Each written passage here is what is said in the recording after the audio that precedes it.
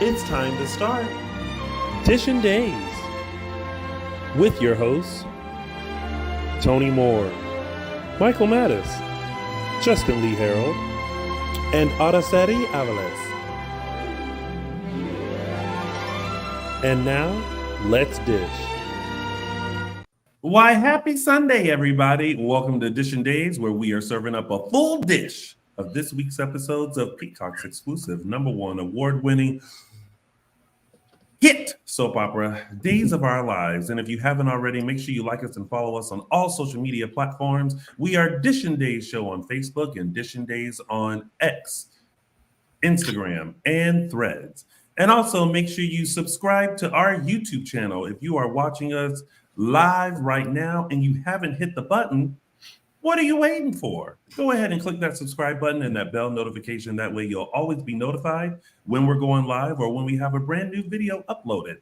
Also, make sure you listen to us on your favorite podcast station. That's right, y'all. We are uploaded onto Apple Podcasts, Google Podcasts, Spotify, and iHeartRadio. So that way you don't have to sit at home and watch us. You can take us on a hike or while you're pumping iron in the gym or while you're checking off your New Year's resolutions. Make sure you're listening and catching up on all things Dishin Days. Also, make sure you buy our merch. That's right. We got some merchandise here.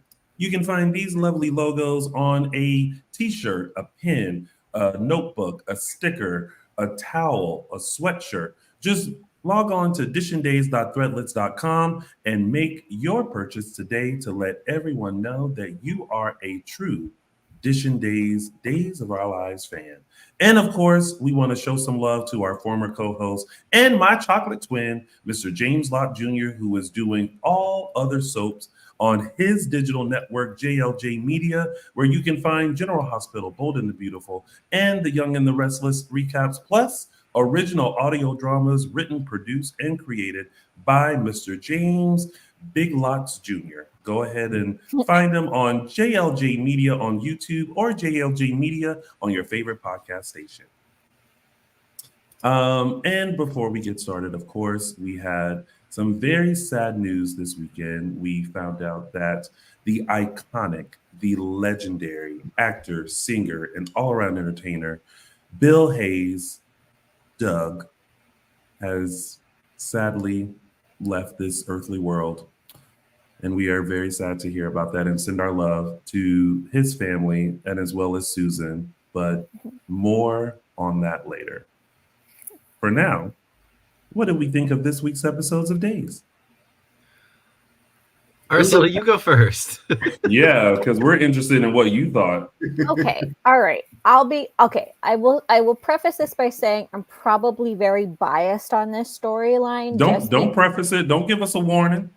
I'm just gonna say it probably just touches me more just because I have nieces who are that exact age, and so I'm like everything that the Holly and Tate. Okay. And so everything that the parents are going through, every emotion, every fear, every doubt, I feel it in my bones. So I didn't find any fault with anyone this week. But that's one storyline. But overall, this week. So that storyline, it grips me, and I think just because it's been like so full circle and stuff. And usually I know that we say that sometimes it's like last week that was the storyline throughout the weekend. There was like one, maybe two things. I felt that overall this week there was a pretty good job of interspersing things where they didn't feel so random. It was maybe like a continuation and a good like pickup, and then but it didn't feel random, is what I'm saying. So I'll agree to that. Yeah, because there have been times in the past, in recent like weeks, where you're just like, oh, why was this on? Yeah, I haven't felt that the last 2 weeks actually. Yeah. For me, it was just kind of, there's just a lot of talking, a lot of conversations, and maybe not a lot of forward movement, but then again, not every week needs to be, forward moving and exciting, because last week we had we had a lot of good emotional heavy hitting stuff, which we got some emotional stuff this week too, but it wasn't a bad week, but it also wasn't like terribly exciting. Yeah, I just thought it was okay. It was an okay week. I think after last week, where things were sort of ramped up and storylines were sort of moving really heavily. I think this week we got some really great scenes that we'll talk about between individual characters, which was really great. But overall, yeah, it was just okay, but good scenes. I mean, same. I feel like this week was fine. Small movement in some storylines, but again, it's almost like sometimes we call things info week. I think this week was like reminder week. Like you're being reminded that people are in jail and in comas, reminded that people have health issues, reminded, of things. So Brad K put it was a week of realizations was the word of the week for this week. Realizations. Yeah. Uh-oh. Well, she's back. Hello, Mom. As she says, "Hey, my son, I am back. Hope everyone had a beautiful holiday. I know I did, and I will have a beautiful birthday month." As you should. Happy birthday month, Mama Moore. Hey, it's Mama's birthday month too. His birthday was yesterday. Happy birthday, Mama Aviles. Look at that. Happy birthday to Mama Aviles. There's a lot of birthdays happening. A lot of birthdays this month. A lot of birthdays happening and no gifts. I did not receive anything from a Michael Mattis, a Justin Lee Hareld, or a Araceli. Oh, no. Actually, Justin Lee Hareld did. Justin, maybe. He did. He tried. Actually. He did. He put the effort in. He did. I did give you like the majority of the cookies that I baked at Day of Days. In October? But you got like the majority of them. You wanted me to carry them cookies all the way into January? No, I'm assuming but you did receive them, and I'm assuming you did eat them, and I'm assuming you enjoyed them because I've never received a complaint. You gave me cookies in a happy Day of Days. It was not happy Day of Days and happy birthday. And all I'm going to say is I haven't received anything from any of y'all on any of the birthdays since we've been doing this show. So, ditto. Michael Mattis, you receive my love and admiration every day. Ditto. Oh. For the record, Michael Mattis has been shading me since before I hit go live on this. And I'm just going to allow it to happen today. Because he is in the realization that he can shade me. So I'm just going to let him be in his era for today. We need to start recording once we go on and do a blooper reel or something. Because what goes on before we go live is, you know what it is? It's that sweater. He's not lumberjack Michael Mattis today. So he is feeling his Real Housewives of Los Angeles moment. You know what it's like? It's like a Lisa Rinna duster. I was trying to figure out what it reminded me of. It's like a Lisa Rinna duster, except I didn't get it off Home Shopping Network. I got it from my work. So. Oh, is that a Fenty? It's a Just Fab. Oh, Just Fab. Oh, okay. 70% off. Oh, but hey. Rihanna would never. She would never. I didn't say it, Riri. I didn't say it. Send me all the things. All right, y'all. It's now time to dive into our favorite show. It is now time. Oh, wait, sorry. It is now time to start. Oh, shit. Sorry. So fail. Such a fail. It is now time to start. Dishin Days. Not Dylan Matthews. If y'all during the show and watch milk, milk that car. Oh, because it looks like a cow. Oh, that was a good one. It is leopard. It is not bovine. Oh no! It's zebra. There's not zebra. All right, y'all. So let's dive into our first storyline, which is parental guilt. So much parental guilt to be had this week. Okay. First of all, for starters, what started annoying me just a little bit was it's hard because we know the truth, right? Mhm. But it's like EJ and Nicole are like, Holly would never. And I'm like, I you would- just caught her drunk. And now Rafe is telling you he's talked to her friends, and her friends have been, saying that they use drugs like weed, and what else did they say? Did they say was pills? it shrooms and No, that just so far that it's just been weed and alcohol. Just been weed, yeah. Okay. So, but nowhere in this equation has anyone said anything about Tate except that he got kicked out of boarding school, and that was because he pulled a fire alarm so he could get out of a quiz. Yeah. So Nothing it's about like, drugs. right. So it's like, how is it just so unfathomable? Did I use that right? Mhm. Yeah. Unfathomable. 3 snaps to me. That you think Holly wouldn't do this, and the fact that Tate is in this because he was trying to once again cover for Holly. Yeah. That's the thing that's starting to be like so annoying to me is that he was doing everything he could to protect her, and now he's paying for it. And then on top of that, you have EJ on this rampage of like getting back at him, and it's like, but he's still a kid, like, and I got it. I understood from Nicole's standpoint, because when Brady went and pleaded his case, Nicole was really looking at him like, yeah. I lost a child, and now I may potentially lose another one. I don't have time for this. I don't have time for you to be in my face. Get out of my face. Out of my face. I think it's just the stream of emotions when a parent has a child like in distress like that. Of course, the instinct is to think the best about your child and to say, no, she wouldn't do this. No, she wouldn't do this. And it took like a minute for her to like get away from the hospital and, kind of wind down.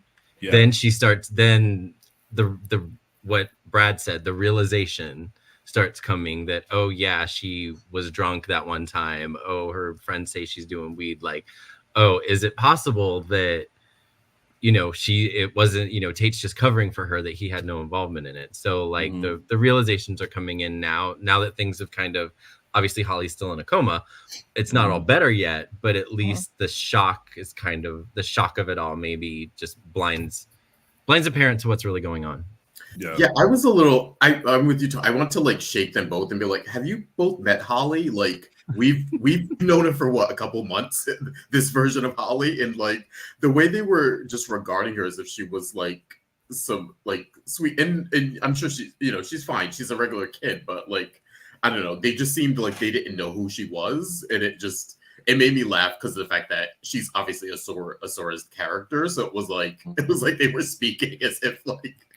She literally came downstairs as a teenager and didn't know her. Right. But yeah, I thought that was funny. I did love the scene with Brady and Nicole. I think that it was long overdue for these two characters. And I think that they're like, there's a lot of history not being talked about. Like, again, Nicole and Brady spent a good amount of time just being best friends throughout the years. Tate and Holly spent a lot of time as young people before Tate was shipped off. So there's this, then they're both in the same family too. Like there's just a lot that like is getting pushed aside for this storyline, I think, in a weird way. I do like the fact that they're setting it up as like family versus family, but like they're kind of both part of the same family and neither one of them is a Demira. Like, I don't know. It's a little weird, that part of it. So I'm hoping that we get a little more clarification there. But and I think we did get that a little bit with Eric coming in and sort of saying his piece and reminding us his history with Holly, which I thought was good. But yeah, I was ready to shake sort of Nicole and EJ this week. I did like that they're getting some realizations about Holly and finally like, yeah. Listen, as my mom would say, and I quote, "I know my children." So I don't think anyone could tell my mom anything about me that she doesn't already know or suspected.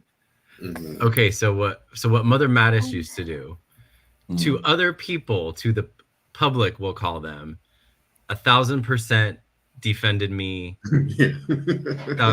As soon as we got by ourselves, she was like, "Now sit down. Tell me the truth." That's what they're saying. But she would always protect me. You know, she'd always be like, "All right, fine, we'll figure this out." But yeah, that's how it went. There was no like blind protection, I guess you'd call it. But she, you know, to other people, she's like, they don't need to know. It's fine. Right. Well, you know, it's a saying in the South. Not that I ever did anything, you know, to. Michael Matters, just with that comment, Do you want to know the worst thing I did, and guilty. then we'll move on? Sorry, the worst thing I ever did. I skipped school to go see the movie Twister. May I ask, why did you find it so imperative that you had to go see Twister, that you had to go skip school? It was more about the skipping school than actually, but it was like, okay, we're skipping school. What are we gonna do? Let's go to the movies. What movie do you want? Let's go see Twister. Okay. It was at the movie theater, so it was cheap. It was the thrill of it all. Like, we're not in school, but we're in the theater. It was the thrill of it all. I had seen the movie before. I liked it. It was only $1, so that's what we did. I honestly, I think probably the worst thing I ever did in school was probably talk too much. What a surprise! Shock, yeah. No, actually, there was a moment when I was growing up. Whenever I would get mad, I would just walk out of class, and when I walked out of class, I would slam the door. So dramatic. I mean, I got sent to the principal's office because I was being bullied by the teacher, but that was on the teacher, not me. Yeah. Right. I remember that too. I was in the first grade, and I the mean, teacher just kept like poking at me, and I'm like, yeah. I mean, I'm I'm all doing stuff myself. yeah. I mean, we can respect our elders all I want, but I'm sorry that would that. Oof, Well, that sometimes they're wrong. Mhm. I will say the one time I can remember that I put my mom in like maybe a little sticky situation was because I had a project due and I didn't do it. Oh, I was like, "What's this about?" Wait, let's talk about this. Flip the table over. She's bringing up before we get onto this project. okay. Well, then there's two. So, so when I was in like preschool, I was mad that they forgot my birthday. Like, they normally do a birthday thing for everybody. They didn't do something for me. So I got mad and I flipped the table over. And I like proceeded to like run around the classroom. And when my mom came and picked me up, we went into the teacher's office, into the principal's office. And, you know, they basically said what happened. And then the principal gave me money to go to McDonald's and get a Happy Meal. I thought mission accomplished. Now, my mom drove me to McDonald's and I got my chicken nugget Happy Meal. Now, did I enjoy it? No, because my mom whooped my ass like for flipping over the table. Sorry, Mom, I said ass. But she did whoop me for acting up and flipping over a table. Showing your butt.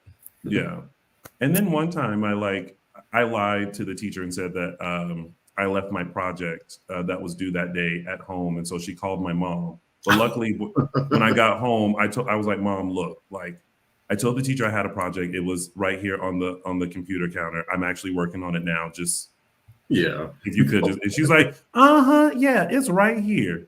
She's like, "You better be in there working on it right now." And I was like, "I am." Oh, anyway. Good time. Good time. All that to say, like these stories are a lot more entertaining than a lot of what we saw this week. but it's like I think our parents know who we are. Like, our parents know when we're lying. Our parents know when we're up to something. And for this week to see how EJ has been, how now Nicole, and I think we can be a little more lenient with Nicole because she has been through a lot. For sure, yeah. But at the same time, it's like Tate is in a grown folks prison. Yeah. And any parent who goes to visit their child in jail, who then sees their child with a black eye, will be super worried because now there's no telling what's going to happen to this kid. That and apparently sorry. No, I mean just that EJ just has this huge vendetta on, and it's like you want to look at him and go, "Sir, calm down." Like, like he shouldn't even be punished because he's innocent in all this. He tried to protect Holly. Yeah, I come at this from a different angle. Which angle? There are because all of the parents in this situation are in a state of questioning, do I know my kid? And some of them do, and some of them kind of have turned a blind eye, like Nicole, but really it's been more because she's just been going through a lot. It's not that she doesn't know her child. It's that she's just been going through a lot. And she's right. There is a huge difference between weed and a little alcohol and high performance enhancing drugs and opiates and heroin. There's a huge miles difference. But what have we learned about weed? It's the gateway drug. Lies. As a person who has grown up in California my whole life, and full disclosure, has had drug addicts in my family, lies. No, there are miles of difference. The thing is that they are thinking about the drugs in terms of how they grew up. Where it was, they were told as in their generations, it was like weed was the gateway drug, and just say no to everything. And as far as Brady and Teresa goes, they are recovering addicts, but they think about addiction and drugs in terms of how they were using drugs and alcohol in terms of numbing pain. That's how they got into their addictions. They were unhappy with their lives. They were unhappy with their circumstances. They got into it and then they couldn't stop. This is a different situation. This is a situation where these kids dabble. They dabble in different things. They don't necessarily they don't get drink to get drunk. They don't necessarily smoke weed to get like completely high, maybe just a little buzzed, just like kind of take the edge off, which is nothing that I can't say about what edge. That I've seen. They ain't got no bills, and all they got to do is go to school. What edge they got? You don't know, but they don't know. They don't know yet. They don't know. They don't think they know. Like they don't know. No, to be fair, they don't know yet. But it's a teenage mentality. Again, your frontal lobe is like a peanut at this point. You're not thinking clearly. Again, that's miles and miles of difference from heavy dose heroin, opiates, etc. And so Holly claimed that what she thought she was taking was just a little like medication for like ADHD. Like what I think she actually used the words to take the edge off her, to make things a little fun. Or like a pick-me-up. Yeah, a pick-me-up kind of a thing. She had no buying crap. And therein lies the difference, is that she's ignorant in that she thinks that she's buying something she thinks she's buying something harmless. And therein lies the difference. She's not doing this like she was on Christmas Eve to numb the pain. She's not taking like a mouthful. She doesn't want to harm herself. She doesn't want to drown her sorrows. She was having a good time, and she wanted to have a better time. She wasn't depressed. She was just a kid who didn't know she was buying crap. Well, no, I mean, I feel like I have never bought drugs or done drugs. Mm-hmm. I'm a proud student of the DARE program. However, I won a medal for it, Mike. Me too. Yeah. But I think that like in this age, when you're around like a certain crowd or certain kind of people who kind of go, hey, take this or try this because it does this, and they don't have like the full education and scope of like, you don't know what's in that. Mm-hmm. You know what I mean? So they don't realize like the true harm in doing drugs and alcohol and things like that, right? Because I feel like a lot of teens, a lot of people in this age group don't. Oh my God, I sound so old. But a lot of people in this age group don't realize the effects. You know what I mean?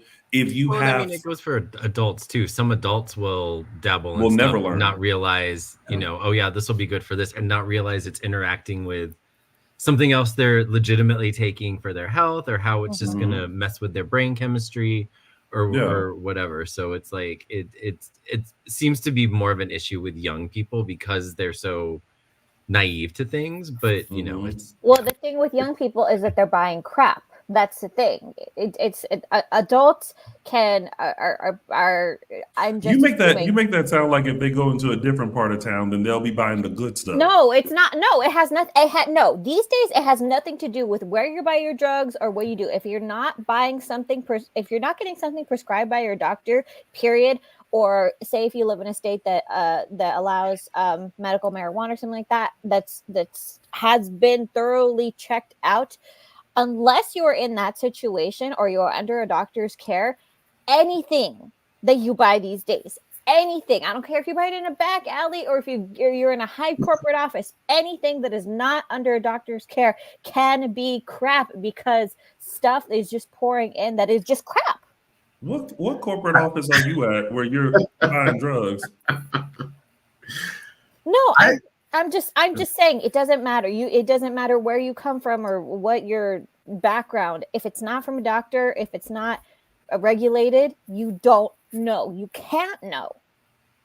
See, I actually do think Holly's going through something. I think maybe even subconsciously, I think she's dealing with a lot. The stuff with Johnny, I think, really affected her, and I think it's going to take more than a drunken night for her to get over that. I think the stuff with the baby is affecting her. I think she's got a lot on her mind that she is dealing with, and maybe subconsciously doesn't even know it. I don't know if, like other people in the chat, I don't know if I believe the ADHD thing. I don't know. Yeah, a lot of people in the chat room are saying they think that was her cover. Yeah. Like, yeah, she knew what she was buying. That's what I kind of think. Because I think she was having a fun time with Tate, and I find that sometimes people who do drugs, if they're with people who don't do drugs, a lot of times they just won't do it in lieu of just being with the person they're with and having fun. And I don't know, I feel like maybe she thought she needed that, in that, you know, I think it's a bigger, not saying she's an addict, but I think there's something there, I think. Yeah, I mean, Justin, you might be onto something in the fact that, like, and Brady said this week, is like, you know, Holly, both of their kids have been through a lot. You know, we forget that, which once reminded, I was like, this is now a strange relationship. You know, Holly didn't grow up with her dad because Eric, you know, got drunk and got into the accident that killed Daniel Jonas. But then it's so weird because then they have a relationship, and but then like Eric was kind of like a father figure, has been kind of like a father figure to her. But even though he's the one that was responsible for Daniel's death. And so I think that once we kind of look back, that's true. The Johnny situation, you know, might have made her feel even more insecure as a young woman. The fact that she lost, you know, her baby brother and what her mom is going through. She could also feel neglect from Nicole that maybe hasn't been addressed yet. You know what I mean? Yeah. Because we remember all those times where like stuff was happening in Salem and we were like, where is Holly? Like, who is taking care of Holly? You know what I mean? So it's like it could be some underlining things that makes her like, you know, the experimental girl, the party girl. But I don't know. It's just it was just frustrating that, like, you know, both tried to act like, you know, their kids are saints, and it's like they're not. But also, you know, it's like you can't act like Holly doesn't have the potential of doing this. And but I like that Brady and Teresa never once considered that their son might be a saint. That they're constantly questioning. We got through to him, right? You checked in on him. I checked in on him. It could be possible. They're not making any excuses for Tate, for themselves. They're really going through everything line by line, detail by detail, every conversation, and really just trusting their gut. Like you say, Tony, you know your kid, and they know in their gut that their kid is innocent. Yeah. And because, and also one of the interesting things that Teresa said too was like every day we had a discussion about, drugs, and so I think that for Tate, and especially having two parents who were addicts, that does something to you. Like, I think they would have probably saw early signs if he was using, but I also think that as a kid seeing that, it makes you not want to do that. It's like, I don't care what you do, but as for me, I ain't doing it. Yeah. I also like the fact that they're even saying the question of, even if they were his drugs, so what? That doesn't mean he deserves to be in jail. No. Like, it doesn't mean he forced the drugs on Holly. It doesn't mean he was like her pusher. Like, even if he had the drugs, he's still at this point 16-year-old kid who was experimenting, and maybe they were doing it together. Maybe he offered it to her. And the irony is he's defending himself, but it's Holly. Holly is the one. It's like we switch this around, and she's the one who was not pushing drugs on him, but she's the one introducing him to it. So, speaking of Tate, did you guys think that EJ had some, like when Rafe was like, "Oh, he's supposed to be in solitary. It was a mistake," whatever? Did you think that was gonna? I thought it was gonna turn out to be like EJ did that. But then, like, it literally was just passed off as like, "Oh, it was a mistake. Now he's by himself." I'm not sure. I didn't think anything of it. I just think that EJ is. But here's the thing. I feel like EJ is going too hard, but I also feel like, once again, it is a setup because y'all want Nicole and Eric together. Because how is it that EJ makes Nicole like go home and and then who walked in? Was it No, Brady? Nicole. Who walked in and saw EJ walked in and saw Eric there, and Eric's just like, I didn't want her to be alone. I know. And I'm just like, because you know what I thought of? The second he said that, I thought of, now how many scenes have we had where Rafe has just been like, "Hey, Johnny, let's go out to lunch. I just want to check on you." Like, that's not happening. But now all of a sudden Holly's in a coma and Eric is like, "I just didn't want her to be alone."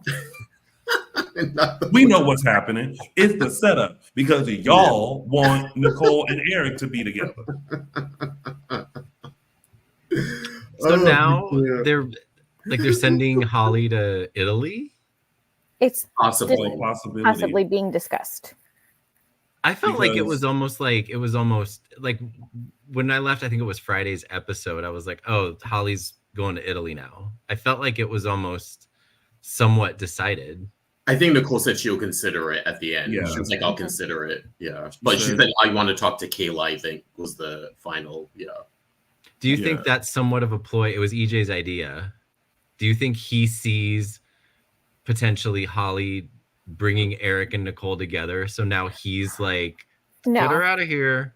No. I think it's him realizing that Holly has been in a coma for quite some time with no improvement, and so it's being that person that's like, "I hate to bring this up, but I think you're gonna have to start looking at other options in order to better her." The only thing he's desperate for is to spare Nicole pain. That's why he's been going so hard on Tate. Yeah. That's why he's suggesting this, is because he sees Nicole in pain and it is unbearable for him. Yeah. This is him trying not make up for the baby because that wasn't his fault or anything. But I think this is him trying to do something. He couldn't save their baby, so he's going to save Holly in a way. Yeah, he's trying to fix it. He's trying to do anything he can. Yeah.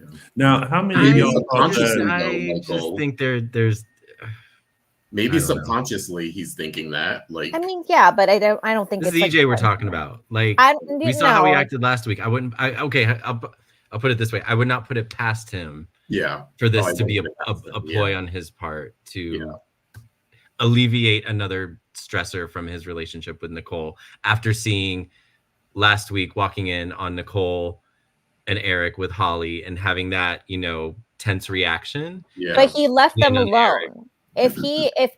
But he was upset by it.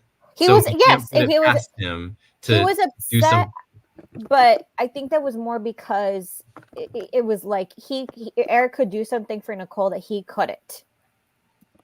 right. But It wasn't. and It was yes, it was jealousy, but it was also it wasn't. It on the surface it might have been maybe a little bit of jealousy for what Eric could give Nicole in that moment, but it was all the things. It was all the things of that he can't fix this. He cannot fix this situation. Eric can't fix this situation. Eric isn't going to come in with some magical solution for her. All he's doing is praying. no. I'm just saying what we know about EJ. We shouldn't put it past him. No, it's not far That fetched he's at all. yeah. No, but I think in this case, I think he's just trying to not just have Holly just sitting in this state. Something has to be done. Although I will say, as they were praying and the camera panned to Holly, I thought she was about to give us. I did too. Yeah, yeah, I did too. Yeah. I was like waiting, but she was still just sitting there, just like. Have you ever okay, this is a side note. First of all, Ashley, who plays Holly, she's been good. She has an easy job right now. They just show up, hospital gown, just lay there, right? If you tired, but take a nap, whatever, right? But have you guys ever thought, how would you try to look if you were had a death scene or a coma scene? Who did we talk to? I feel like we've talked about this before. Was it Lamone when Lamone was in the hospital for a long time, or Sal? Yes, was it Sal? Which I think it was Lamone, both of because them. Lamone, Eli was in a coma for a while. Yeah, because I think when we were talking to Sal, I think there was a time where Lamone wasn't. Yeah. Oh, that's right. And so she was talking to someone completely different. Yeah, that's right. But it's because we share so much of ourselves. For example, if I fall asleep on a plane and someone's cute is sitting next to me, I do my best to still look cute whilst asleep, right? So I won't fall asleep like this, like that, right? I'll try to fall asleep still snatch. You know what I mean? You still want to. And see, this is why I am not an actor, never had any interest in acting, because I could give two shits about being cute, sleeping on a plane. If I'm on a plane for a certain amount of time, I just need to sleep any amount I can. You sound like one of the people that will lay their head on the stranger next to them, and the stranger looking at you like.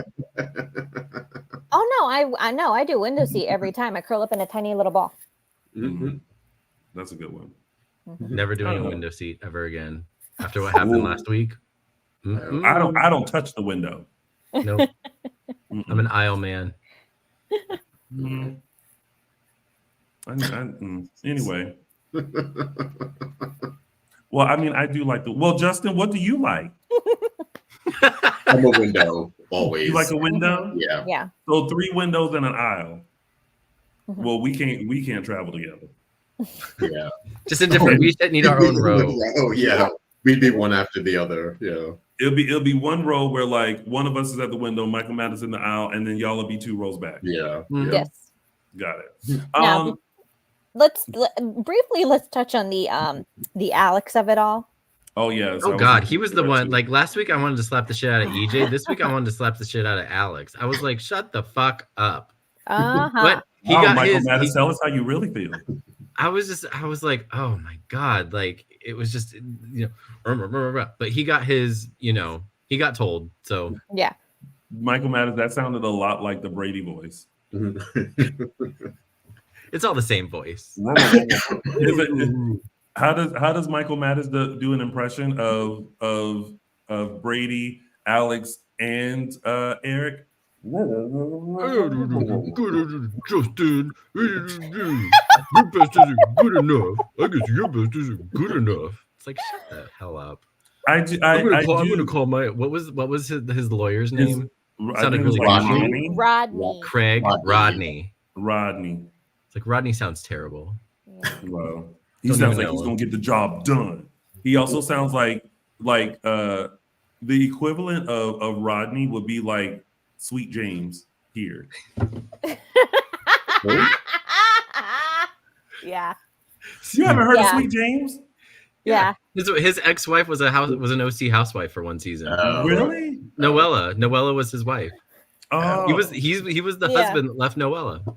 Justin Lee Hareld. I cannot I was believe like, huh? living in Los Angeles, you've never heard of the Sweet James attorney. Yeah. Or seen the billboards? The billboards are all over. No. Oh my goodness. There's also James. what's the law? Oh, wait. Oh, who is it? Jacoby and Myers. Yes. Yeah. Yeah. I know Jacoby Myers, yeah. Yeah. Ambulance Yeah. chasers, all of them. This is the portion where I say, whatever area you live in, let us know what law firm terrorizes you. We have Sweet James and Jacoby and Myers. I What feel do like you have in Jacoby your Myers area? is nationwide, though. Or Oh, if are you, they? I think or if so. you, or if you are really deep into the LA scene and the Spanish scene, it's Trevor Romero and Associates, and I hate it so much. I hate it so much because every time that comes on, there's my father right there to just pick it up. This is Sweet James has apparently branched out to Northern California. Come Oh, on, Sweet Lord. James. This No. is starting to feel like 1-800 Cards for Kids. No, why would you say that? Now that jingle's gonna be stuck in my head. 1-800 Cards for Kids. Why are you putting like some back? Because Appropriate. those kids look like, you know how they're like 1-800 Cards for Kids. You know, there's always one kid that's in the back just giving it. It's like 1-800 Cards for Kids. Get your card today. I think I would have been that kid. Okay, sorry, but back to the Alex of it all. Okay, I will say I was slightly annoyed at Justin, even though he was getting picked on by Alex. He totally was like throwing in the towel way too soon about Tate. It was like, okay, Justin, like Alex is being kind of a dick to you, but don't like abandon Brady and Teresa because you know you're having a fight with your son. Oh, I would have. I was on Justin's side. I would have been like, you know what, y'all? You know what? I don't need this drama. I'm heading out. I would have said, get Alex out of here or I'll leave, but I wouldn't have come in and been like, But they did. Why would he? He shouldn't have to ask that, first of all. Yeah, Teresa and Brady should have like stepped. But the fact that they didn't already, like, I would have been like, you know what, y'all, fine. It was only Brady after he did that they finally stood their ground about it. But, and Brady admitted that. Although, let's be real. I mean, I think last week we were like, Alex is kind of right. Like maybe well, I mean, we were on the side of like maybe they need to know it's different. But even the idea of like a co-counsel was like, okay, like I'd bring in someone else. Like, no offense, Justin, but you don't always have the best track record. Where's Belle? Belle. Oh, I died when Brady said, I'm gonna call Belle or even Carrie. I was like, Carrie's on a different continent. That's how Carrie ain't even here. You think of Justin. He said, I'm gonna call Carrie, who lives on the other side of the world. I was like, okay. I mean, you gotta appreciate that they at least are, you know, giving shout outs to people who aren't on the show. Because fast forward, Kate was like, "Oh, this is Billy calling." I was like, "Oh, good." I know, yeah. I was like, "Can we follow that conversation?" No, right. but I will Billy. say, I will say this. That moment when you really realize what somebody is saying. You were like, depending on which Billy, and I was just gonna skate through, and then I realized, which. See what I have to work with, people. Actually, you know what? I said that, and now I'm thinking about. Let's see, Krista Allen, Julie, Lisa. I was like, I guess I wouldn't. Lisa Rinna. I wouldn't have minded any of them. I don't know why I said that. Yeah, any one of them. You know why you said that. Anyways, I agree with this. This is not Alex's fight. Yeah. No, it's I not. think he should simply be there to support Yeah. Teresa. Silent And support. if Teresa turned to him and said, you know, What you think? like Justin is just not, I need someone who's gonna Yeah. get there. Then be like, I know a guy, Yep. Colby and Myers. But but until Sweet then, James. Sweet James. But until then, like you just simply are there for support. Because even when Justin was like, let's go in the interrogation room and talk in private. And then Justin went, and then Teresa went, and then Brady went, and then Alex held off. Yeah. And he went. I was looking at Alex like, where you going? why did you hear? Me too. Yeah. They said talk in private. That don't include you. No.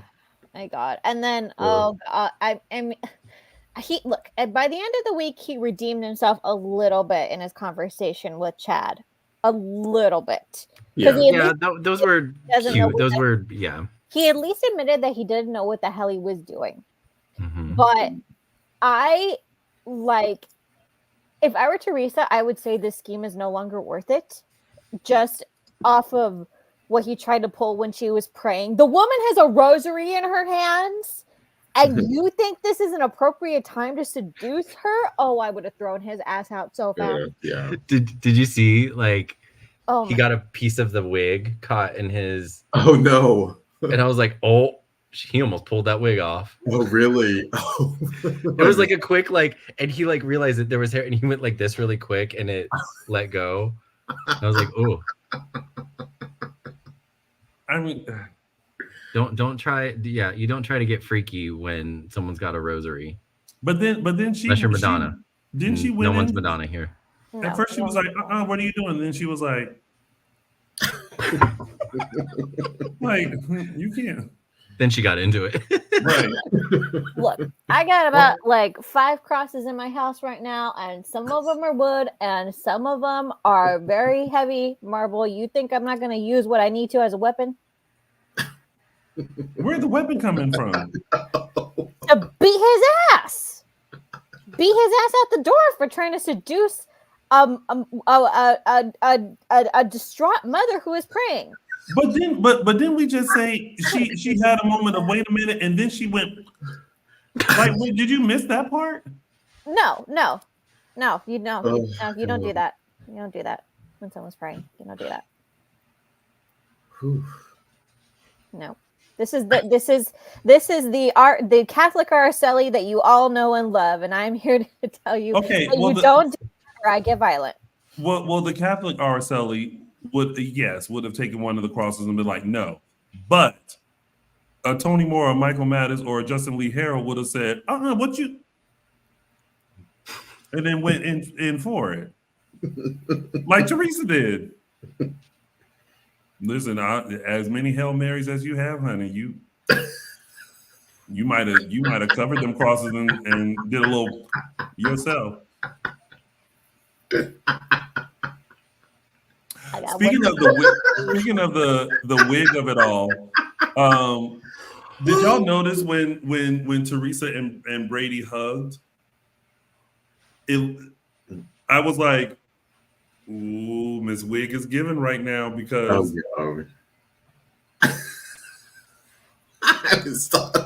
like you gotta hug a certain way when there's you gotta go down, like you can't go up because that's not really down. So that way. That's funny.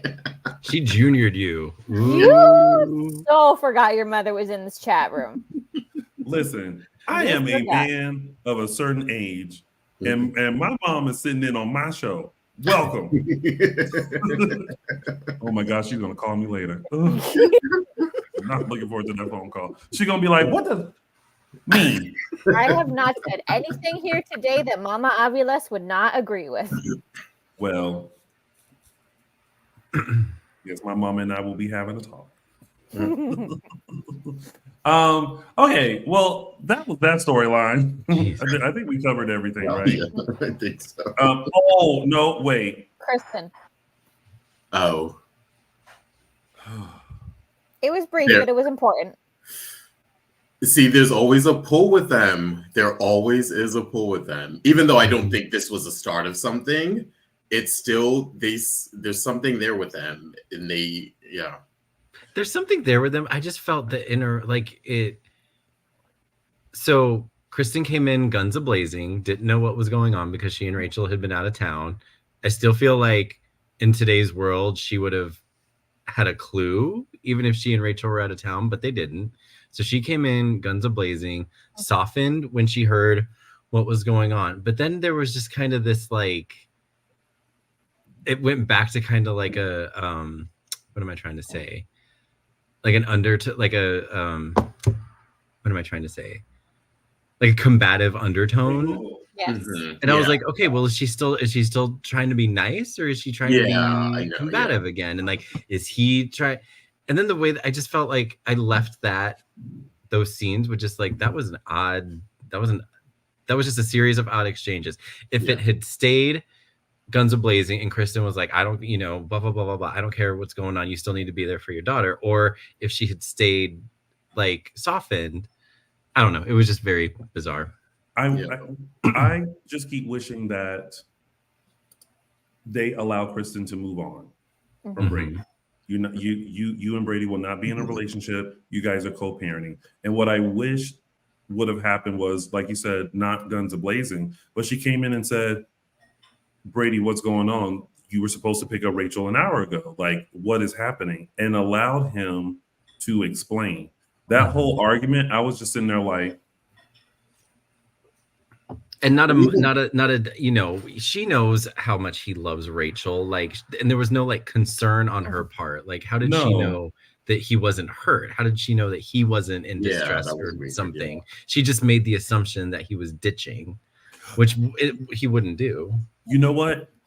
Had it been that, had she came in and been like, oh my God, there you are. I thought something had happened. You were supposed to be at Rachel. It was more of a, I thought something happened to you. Mm-hmm. And then when she realized it wasn't, Yeah. It's just.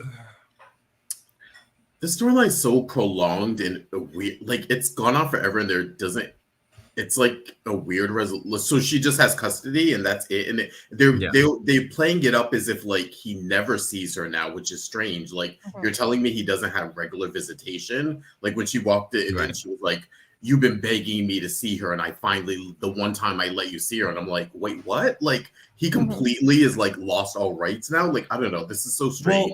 Well, remember, he mentioned before that him and Rachel were supposed to have a little, daddy-daughter date. Yeah. But she had went out of town or something.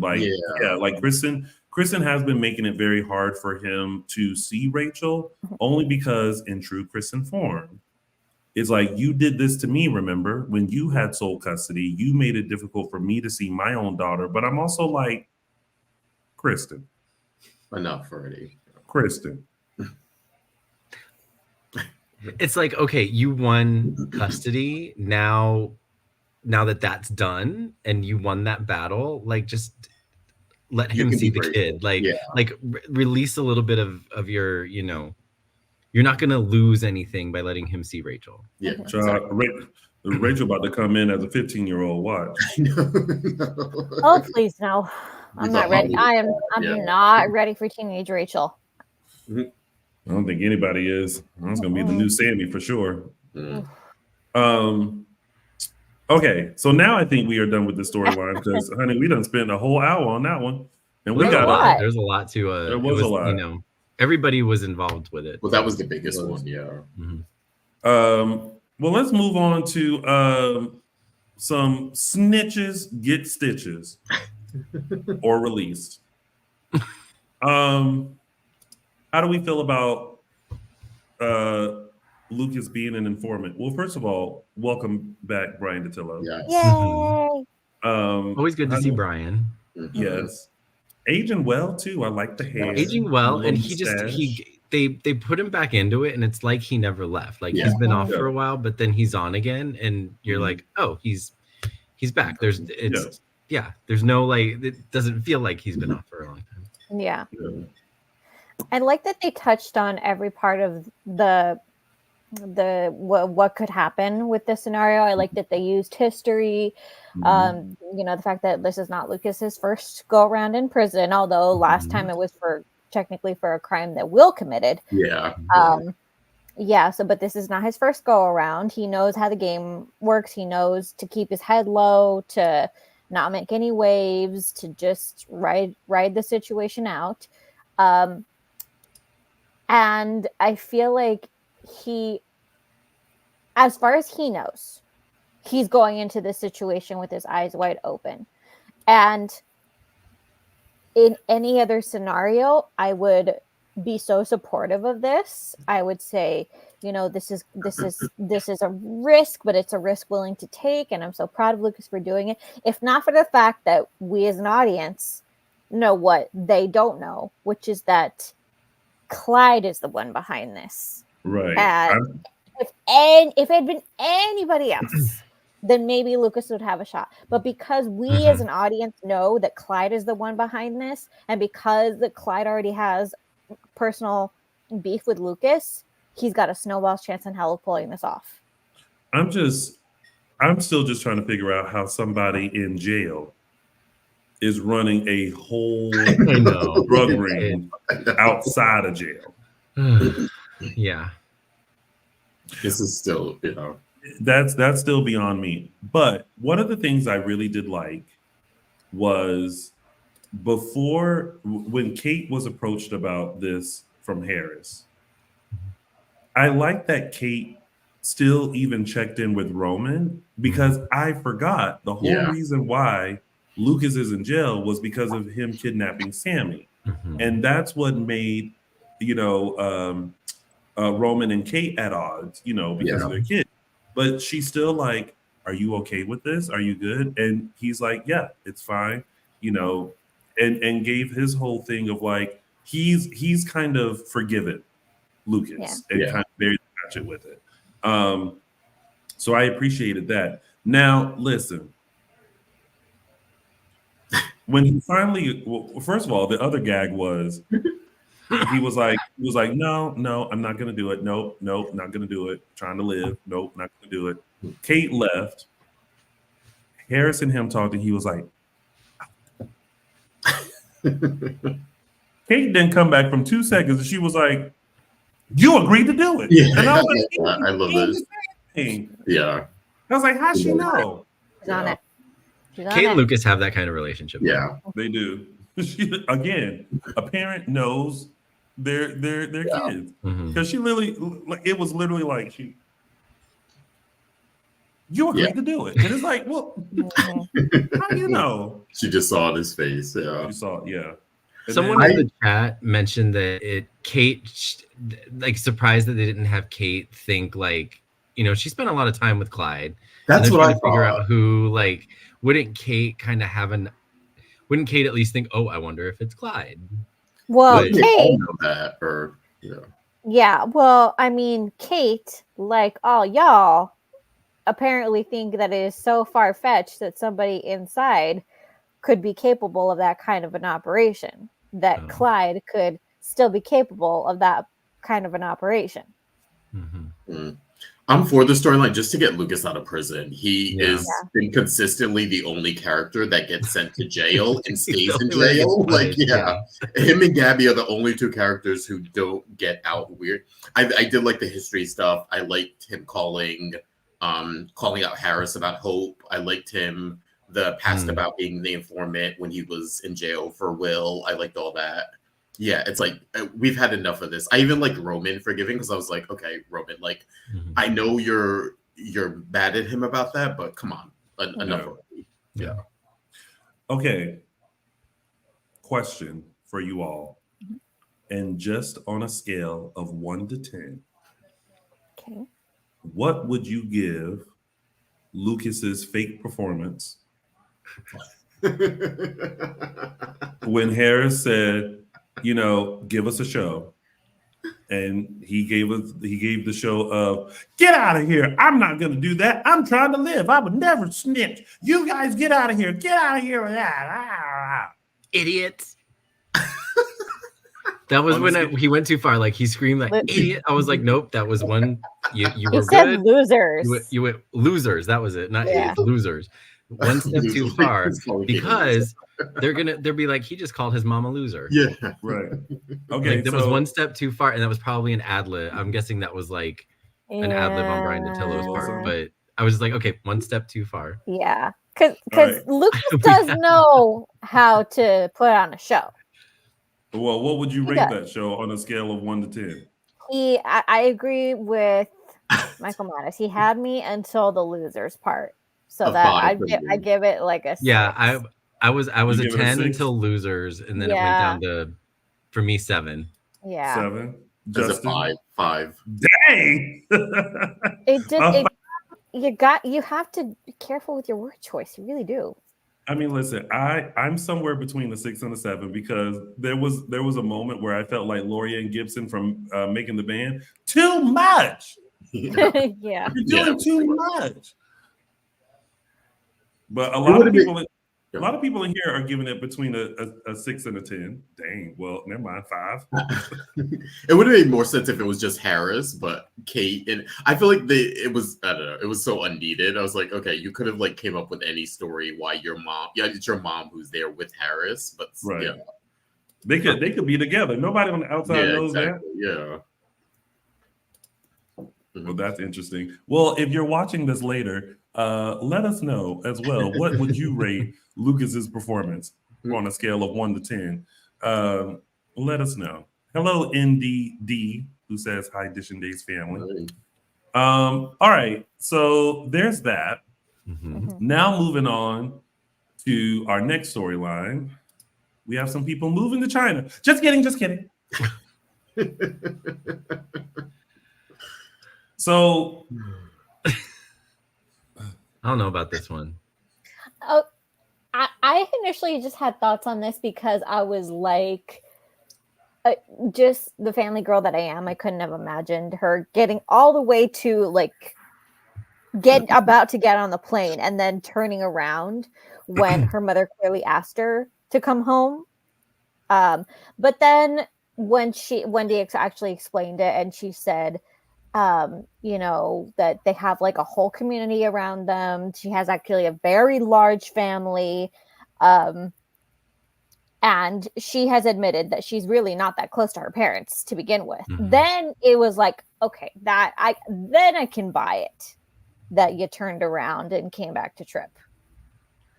This was a lot of setup for her to turn around. Like, I was like, because I was thinking, I was like, oh, maybe either they were taking a break with Victoria.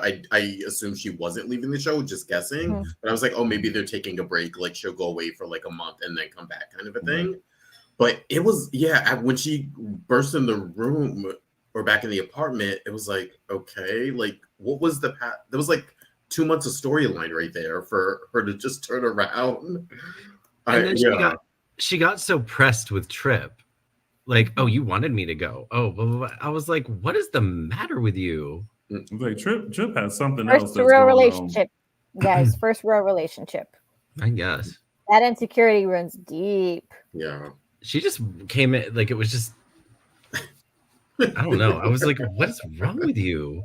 Can someone explain to me why Wendy's mom was already at the airport and she hadn't even taken off from Salem and she was already at the airport? Like, she didn't call her mama at home and say, I'm not coming. She called her mama at the airport and said, Mom, I'm not flying. Like, you go home. Yeah. Like, whose mom shows up like what 17 hours before? Like, what what trip are you gonna take? Like, she was flying to Chicago or something. Yeah. But also, the moment for me was Wendy and Trip having their moment of like, oh, I'm so glad you're here. Oh my gosh, I'm glad we're not going. And Ava in the back, like, if y'all don't get your over to China. She was not. She was very much like not happy. Yeah. That is not a happy woman. She's like, now I got to worry about you two now.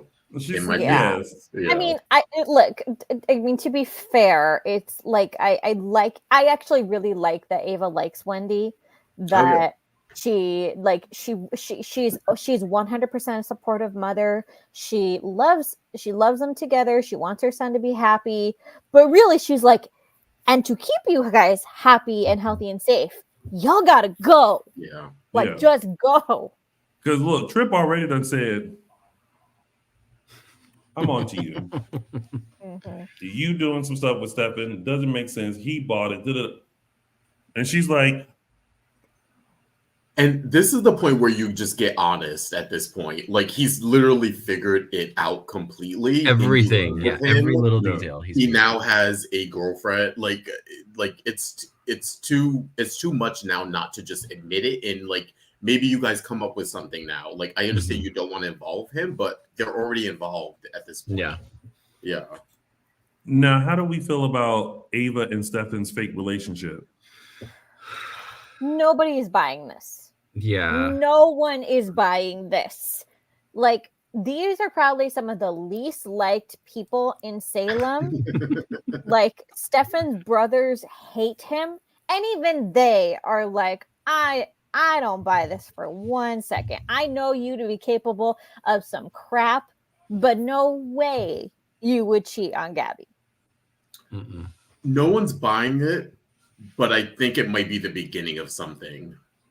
Oh, I don't. Because as they were kissing at one point, oh yeah, they were kissing after they had drinks, right? Mm-hmm. I was like, all Yeah. she's thinking about is Jade. That's a part That's two. it. She's just like, I'm kissing Jade. Yeah, I think it's fake for now, obviously, and no one's buying it, but I think it's going to develop into You think all of a sudden it's gonna be that one moment in time where she's like, yeah.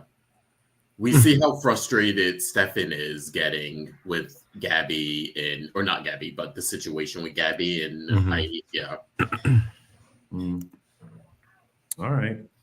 Well, we'll see what develops now that Ava has to keep an eye even more closely on Trip. And because he done figured out everything. So she already like, listen, I make the wrong move and Trip gonna be like, aha, knew it. So there's that.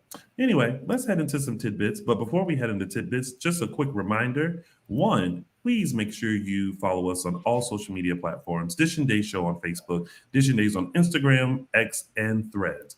Also, make sure you subscribe to our YouTube channel. Make sure you pay attention to us and listen to us on your favorite podcast station. We're on Apple Podcasts, Google Podcasts, Spotify, and iHeartRadio.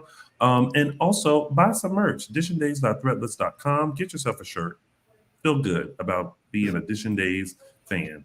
And also make sure you show some support to JLJ Media over on the YouTubes. And while you're at it, some people in the chat have been desperately asking people to please like this video. So like it.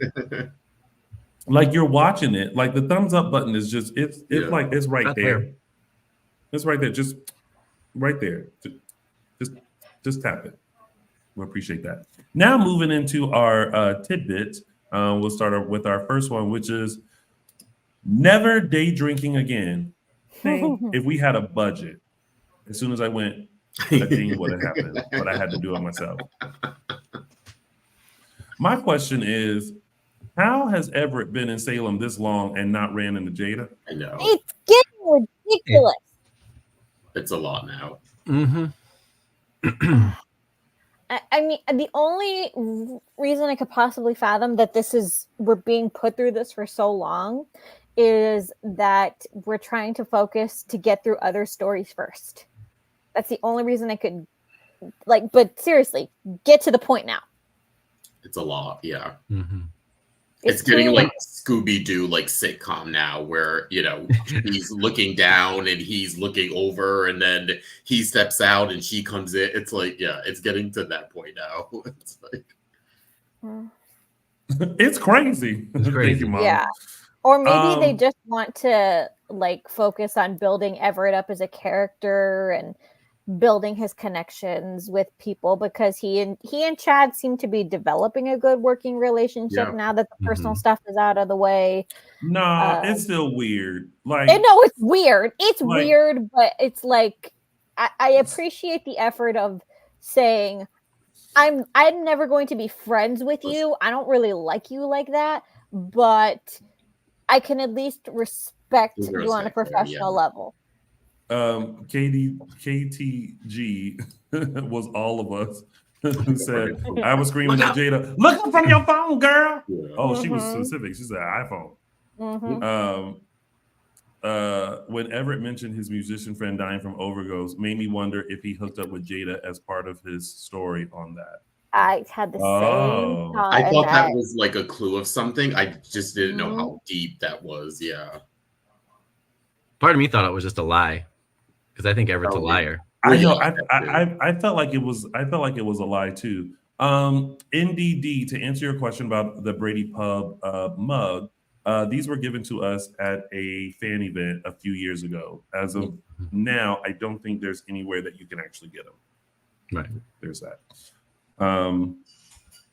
Yeah, I didn't believe the whole overdose story. I also am confused about Stephanie and Everett's relationship because it seems like it blurs the line between coworkers, friends, and it almost kind of feels like they're doing something. kind of dating. Yeah, I think they're kind of dating, which Dating-ish. I feel like, which I feel like is weird because like it was like literally you broke up with Chad on Monday, Mm-hmm. and then on Tuesday you were just like, "Hi, Everett." It's like Instead, you didn't want to be in a relationship and wanted to be single for a while and keep that. And y'all doing relationship like stuff like remembering his favorite food and the mojitos and all that kind of stuff. It's like you couldn't just go order some pizza and be all right. Mm-hmm. I will say I'm a little suspicious. I don't know if this is something, I don't know yet. We'll see. But the money thing keeps coming up now again with Chad and giving Everett access to money. And I'm with you, Michael. I think we obviously know that Everett is up to something, or like he has a past with something. The Jada stuff is a little weird. We know he at least has gone by a different name, which is where the Bobby name comes in. So like when Chad says something like I okayed some more money or I gave you access to more money or whatever it was, I was like, is that going to be a thing where is Everett siphoning off money? Is he actually? Yeah, is he using this money to actually get his contacts or get his story? Or Exactly. is he using something? Plot twist: he is the contact. Bum bum bum. That kind of crossed my mind a bit. I don't know if that's a thing, but that did cross my mind. Something about Everett just seems suspicious. Yeah, rotten and awfully familiar.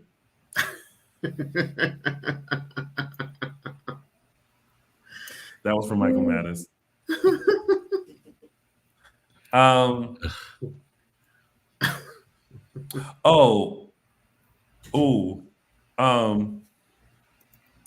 When they went to go interview Paulina. Oh, don't be that person. Please don't be that person. At some point, I wanted to be like, listen, just cancel the interview. Yeah. Get her some water. Can you? Sitting there, get her some water. Help her. Yeah. They finally helped her and got her water, but they sat there for a good amount of time, just sitting there like. No, packing up a lung. They sat there. They sat there like this. Okay, well, somebody cough. Oh, cough. Oh. I was doing. That's how they look the whole time, and she's the citizens of Salem. And I'm like, at this point, I say, you know what? I'll write it down. Yeah, an email. It'll be an email. I mean, at least through all the coughing, at least I like the speech. Did you finish it? Mm-mm. Yes, she did. She kind of finished it. I liked what she was able to finish. Yeah, what she was saying. I would have kept it short and sweet. We working on getting the drugs out of Salem.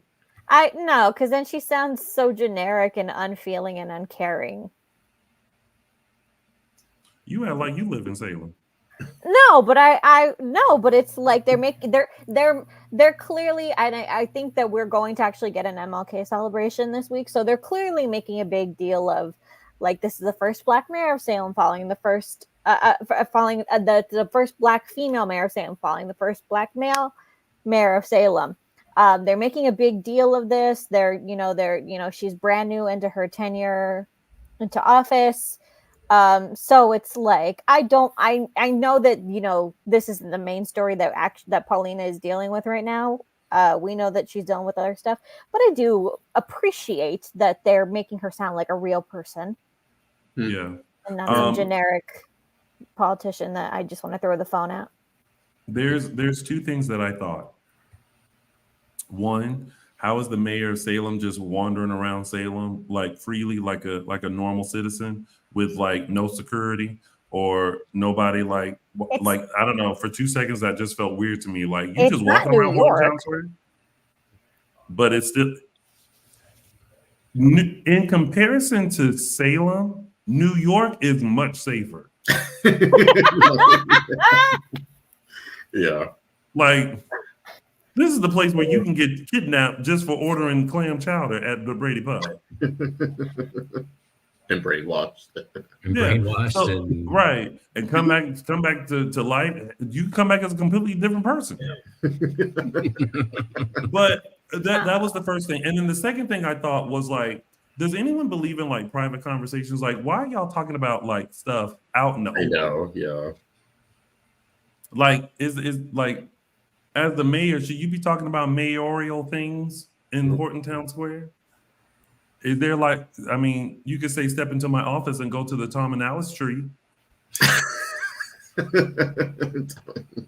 That has a sound barrier around it. Yeah. No one can hear. Anyway, I just thought it was interesting. All right, moving on to the next thing. We have, what's up with this guy? And the guy in question, Konstantin. So this is a moment where I probably need to talk to James Law Jr. because he would know. He was our historian on the show. But was there something, a storyline or something that involved Steve at that place that Konstantin mentioned? I don't know if it was that specific back then. I feel like this might be tagging on to history and maybe not necessarily canon, if that makes sense. I'm wondering if it's not something that was seen on screen because he mentioned something about, oh no, he was supposed to be dead. And so maybe it was during a time where Steve was dead and off camera, off screen. And now we're gonna, and again, I don't, like you were saying, Tony, I don't know like the whole history. Like when I first started watching, Steve wasn't on. He didn't come on until like the 2000s of 2006. Yeah. So we maybe, if we haven't gotten a story about what happened with Steve when he was off or whatever, this may be what we're getting now. Would this be the Stephen O period? See, that's what I was trying to remember. Like, how many times has he been?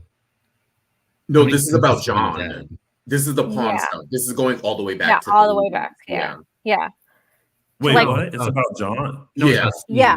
No, it's about John and Steve because remember, Konstantin recognized John as the pawn. Yes. Okay. Yeah. I thought it was more about I think Steve it's more about Steve because Steve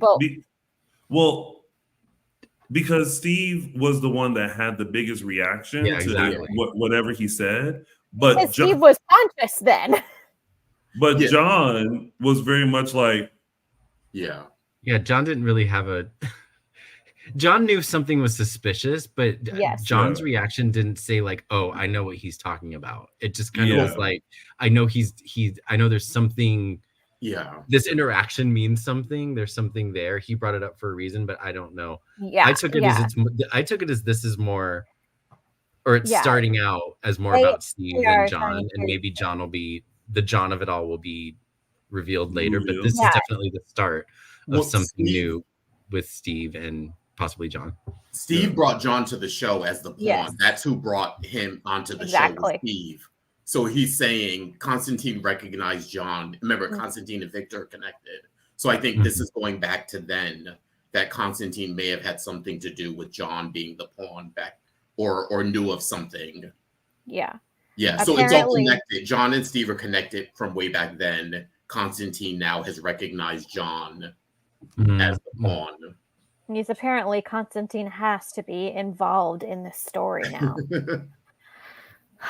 I mean, it's nothing Isn't against that the you know what actor. this could be? You know what Konstantin's purpose could be to just introduce this, and then he can maybe be out of it once it starts going.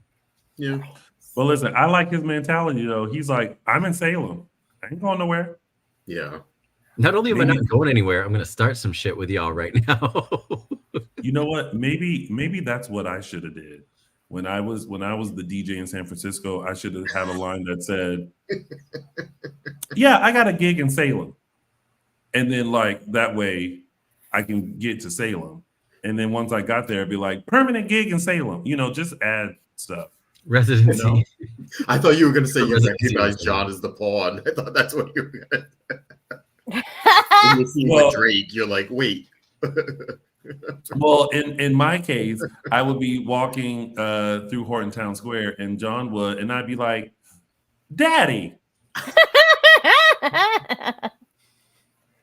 it's me." So many contexts to that phrase. I mean, sure.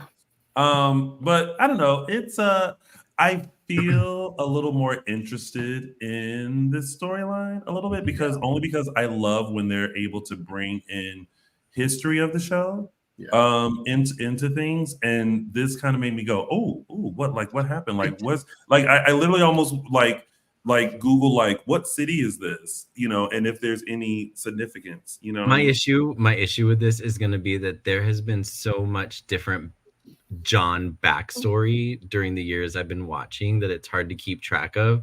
And if they're going to try to now create even more backstory for John, or net new story, like I'm going to be like, I don't know, like we know who his dad is now.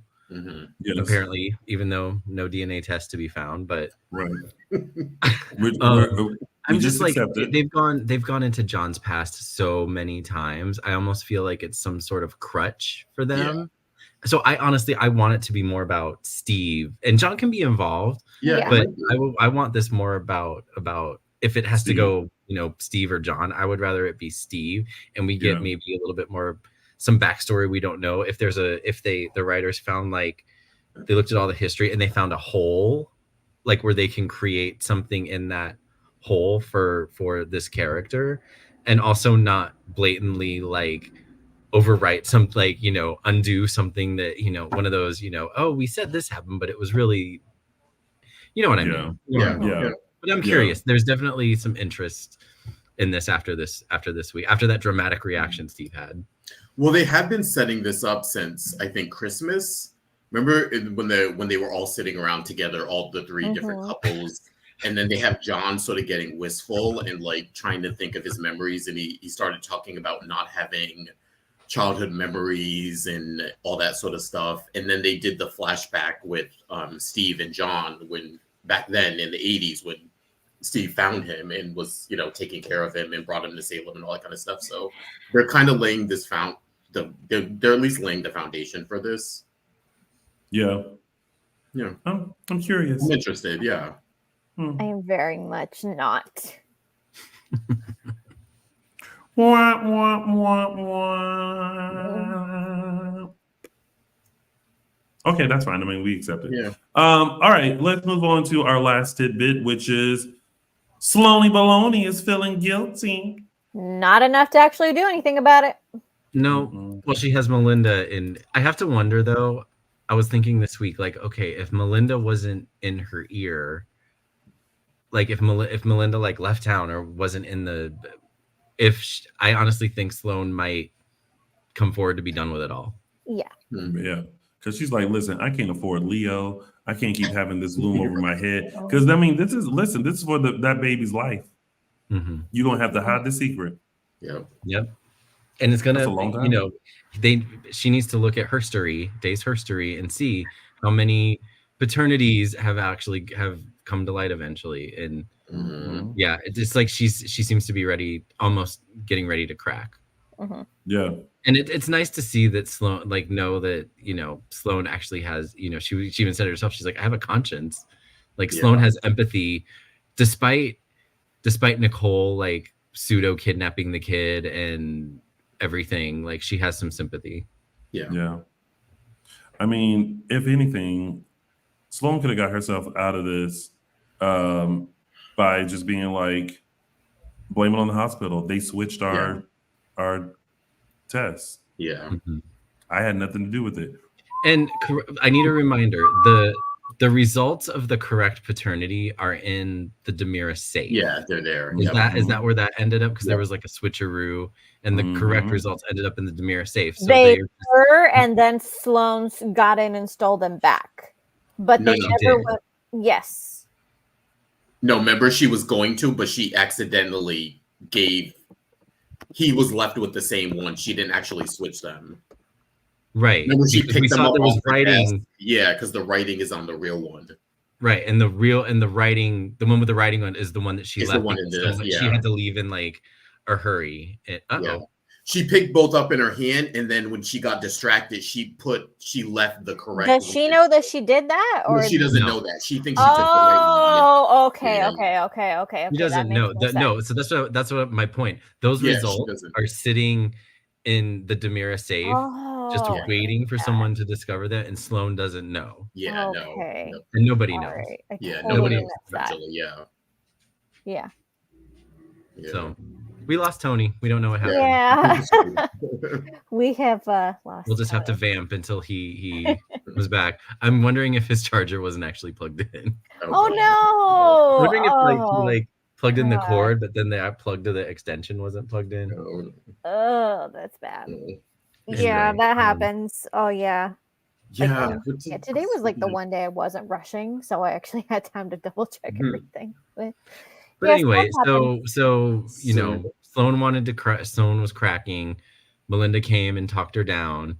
Yes. And then gave her I don't know, the way Melinda left was just kind of awkward. Yeah. And now apparently Melinda is Baby Jude's godmother. Yes. Godmother, good luck with that. Right?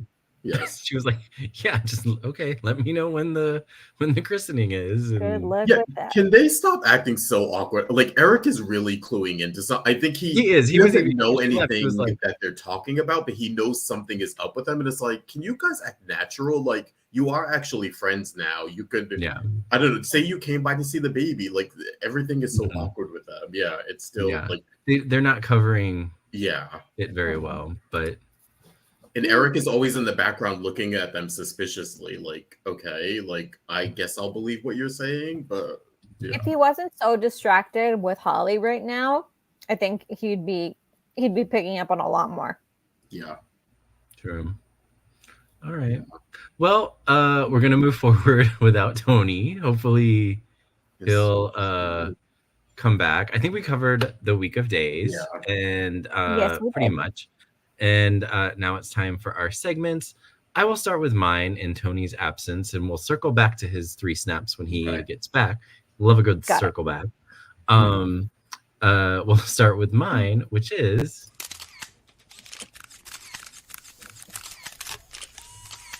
Caption That. All right. This week's Caption That photo comes courtesy of Emily O'Brien / Teresa with her dark chocolate, which she did not eat one single bite of and just kept sniffing it. No. And I wanted to be like, just eat it, unless it was fake, unless it was like actual. No, they ate it at the end. She did eat it at the end. Okay, but yeah. it took a minute for her. And apparently, like, I would just. Oh, there she is. There she is. Anyway, moving on. This week's caption that caption goes to Ann Jobin on Instagram, badbabe667 on Instagram, with her caption, "My son's in jail and all I get is a chocolate bar. You could have at least sprung for the theater size, Brady." I mean, from the looks of that does look like a theater size. I was like, it does look like, I guess the theater one's maybe a little bit bigger, but anyway. Emily O'Brien also chimed in. We love it when the actors chime in with her caption, Will props let me sneak this and devour it in my dressing room after this scene? Yeah, because you know that she already bit into it. I'm assuming they let her take the rest. yeah, because That'd be you know kinda that she was really sniffing that. Mhm. It did And look that good. was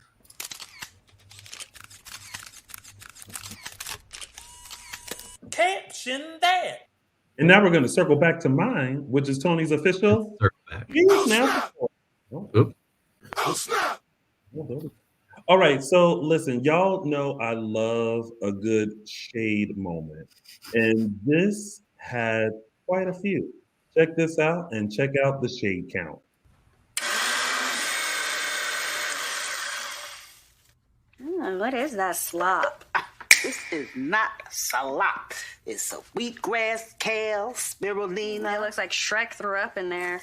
Well, that's a pleasant thought to put in my head as I'm about to drink this. Oh, this whole thyroid business it's been a wake-up call for me to start taking care of myself. And they say you are what you eat, right? Well, then you are about to turn into a green goblin. So, Mama, have you heard anything back about your biopsy results? And not yet. So my 3 snaps goes to Raven Bowens, Miss Chanel Dupree, who was shady towards that green drink. You get Tony's official 3 snaps award. Oh, snap! I'm very proud of that video. I did it myself. And now it's time for... That's for you. Thank you so much. Thank you. I would first like to thank God because... Oh, double the shade. All right. Wait, it's not time for Those Were the Days, is it? Yeah. Yes. I already You're did. right. Yeah, he did this. Yeah. You're right. Taking do you that. guys back. January 10th, 2006, when we said goodbye to a critically injured Zach. This storyline was so good. I know it'll go down as possibly one of people's favorites. This is, and shout out to Christian Alfonso for giving like the performance of a lifetime during this. I think we all remember that infamous scream. I can't remember if it was when he died or if it was when he got hit. I can't remember. I'm sure someone will fill me in again. But yeah, it was amazing. It brought everyone together. We had an amazing performance by Christian. You had Bo sort of teetering because he was also grieving for Zach, but also trying to protect Chelsea at the same time. And there was guilt over that for not raising her. So he was sort of caught in the middle between both of them. So just Days at its finest with the storyline that, yeah, we still see repercussions from. So yeah, January 10th, 2006, Bo and Hope say goodbye to Zach. And Those were the days. And now it's time for... It's a gift. And next week's It's a GIF goes to the powerhouse that is Ariane Zucker.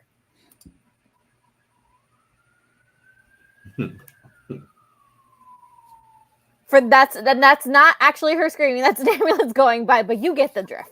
Well, because I was going to say, to talk about timing. You get the drift.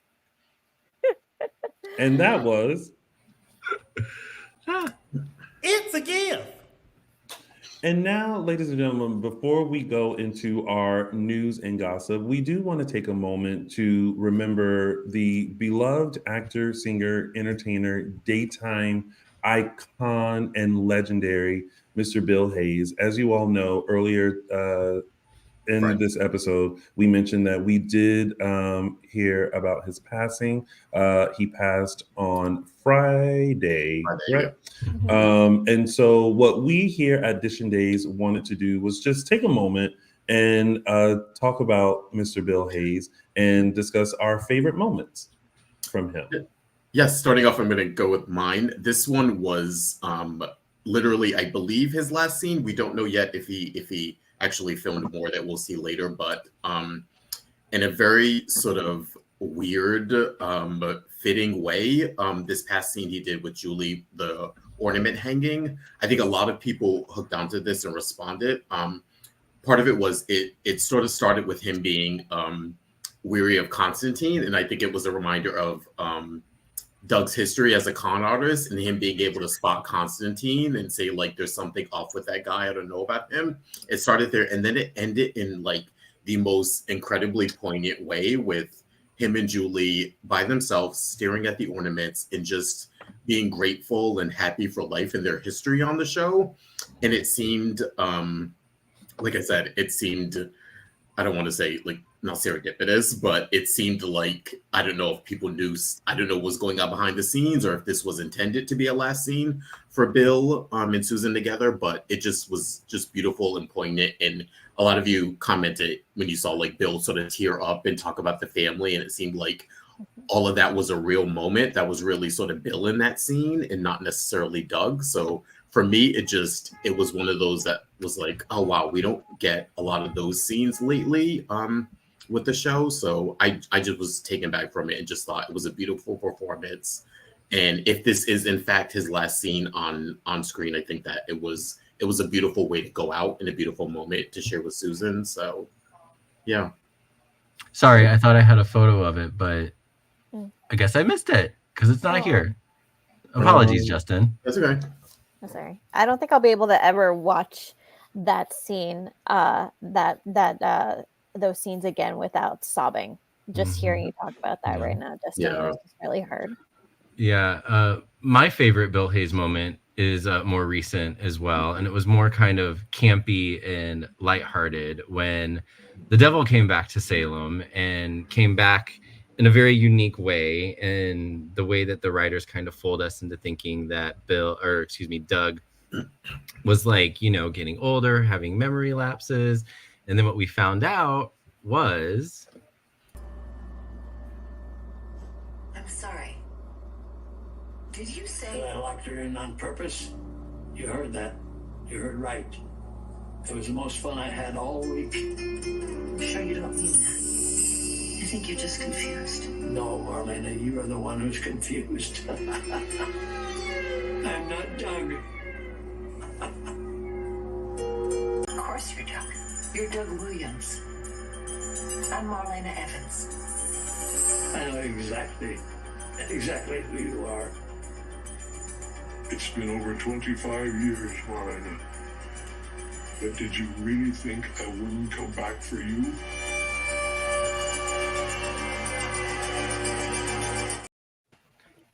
He said, "Gotcha, bitch. I'm the devil." So, and this was, I felt like it was a very unique way. We knew that the possession storyline was going to be revisited. We assumed that it was just going to, pop up again. We figured the devil was just going to pop up again. But no, and like they said, the writers kind of fooled us, and it was kind of fun and campy. And I'm glad that they, gave him Bill moments to kind of be, kind of campy and funny. And I know that like there's so much history with him and the character and with Julie and Hope. But I started watching in '94, and Doug and Julie weren't like mainstays on the show for quite a few years after that.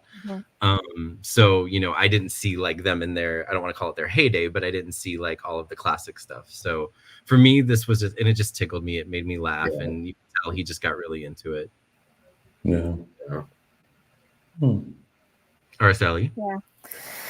So, those are just some outstanding moments, and these guys kind of took my favorite. So I went back through the archives, and I started thinking about how, when you live to such a long age, Bill's been on the show for 50 years. He's lived quite a life, has had a lot of jobs, has done so much. You can go through, I'm sure you're going to see so many obits in the upcoming weeks. And I started thinking about Doug's history on the show and how he was not always the patriarch that we love, the grandfather that we love. He didn't come on very liked. And then there was a point in the heyday of the 80s where he was there were some fans kind of shaking their fist at him because he was not very pleased with the grouping of one of our favorite super couples, Bo and Hope. And if you recall, in 1984, he was so not okay with Bo and Hope that Doug walked in on the happy couple, screamed at them, yelled at them, and then had a heart attack. Oh, those were the days. Those definitely were the days.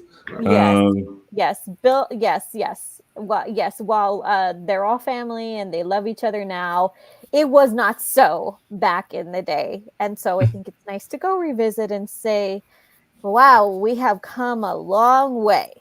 Yeah. That we have. One of my favorite moments did not occur on Days of Our Lives, but when Bill and Susan and his family attended a taping of the Jimmy Fallon show. And Bill became an unexpected guest introducing Sheryl Crow on the show with Jimmy. And so for me, I thought that this was such a great moment because